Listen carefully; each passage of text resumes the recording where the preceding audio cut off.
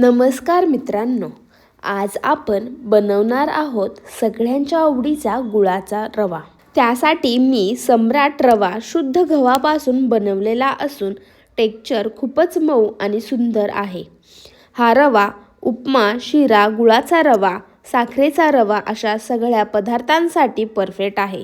गुळाचा रवा सर्वात प्रथम कढई गरम करून घेते। त्यामध्ये प्युअर गोविंद तूप टाकून गरम झाल्यानंतर त्यामध्ये काजू बदामचे काप टाकते आणि ते सोनेरी रंगापर्यंत चांगले खरपूस भाजून घेते।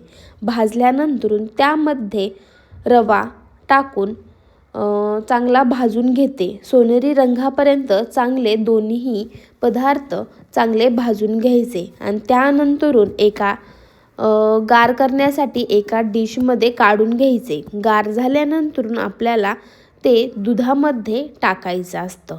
तर ते दूध कसं तयार करायचं, आता दूध गरम करून घ्यायचं।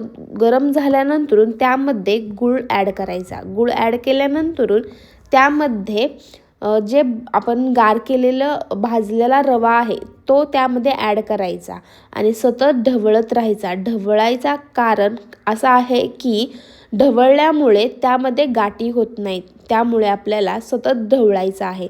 ढवळल्यामुळे गाठीही होत नाहीत आणि खायला आणि पदार्थ खूपच। गूळ आणि रवा वापरून बनवणारा हा पदार्थ पारंपरिक आहे।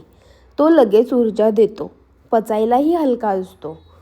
गुळामध्ये लोखंड असतं, त्यामुळे शरीरासाठी फायदेशीर आहे, पण गोड असल्यामुळे मर्यादितच खाल्ला तर चांगला। लहानांपासून मोठ्यांपर्यंत सगळ्यांनाच आवडणार हा पदार्थ। आता हा मंद आचेवरती चांगला शिजून घेऊयात आणि गरमागरम 5 ते 10 मिनिटात बनणारा हा गुळाचा पदार्थ प्रसादासाठी आणि मॉर्निंग ब्रेकफास्टसाठी आजचा गुळाचा रवा ब्लॉग इथेच संपतो। धन्यवाद। तुम्हाला जर माझे व्हिडिओ आवडत असतील तर लाईक, सबस्क्राईब करायला विसरू नका आणि नवीन व्हिडिओ पाहण्यासाठी माझ्या चॅनेलला सपोर्ट करायला विसरू नका। नेक्स्ट व्हिडिओमध्ये नक्की भेटूत। बाय।